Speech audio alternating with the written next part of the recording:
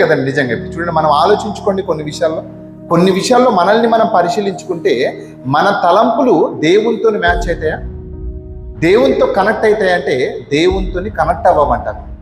దేంతో కనెక్ట్ అవుతాయి? లోక సంబంధం వాటితోనే కనెక్ట్ అవుతుంటాయి అనమాట. ఇక్కడ అదే చెప్తున్నాడు, నా తలంపులు మీ తలంపుల వంటివి కావు, మీ త్రోవలు నా త్రోవల వంటివి కావు, ఇదే యెహోవా వాక్కు. ఆకాశములు భూమికి పైన ఎంత ఎత్తుగా ఉన్నాయో మీ మార్గముల కంటే నా మార్గములు, మీ తలంపుల కంటే నా తలంపులు అంత ఎత్తుగా ఉన్నవి అంటున్నాడు అనమాట. అంటే దేవుడు ఎక్కడో పరలోకంలో ఉన్నాడండి. ఎంత దూరం ఉంది? ఆ దూరాన్ని మనం క్యాలిక్యులేషన్ చేయలేము. అంత దూరంలో దేవుడు ఉన్నాడు అనమాట. అంటే మనం ఆలోచించే విధానం ఏదైతే ఉందో దేవుడికి మనకి ఎంత దూరం అవుతుందో అంత వ్యత్యాసాన్ని చూపిస్తున్నాడు అనమాట దేవుడు ఇక్కడ. అంటే మనం ఆలోచించే విధానము, దేవుడు ఆలోచించే విధానం వేరంట.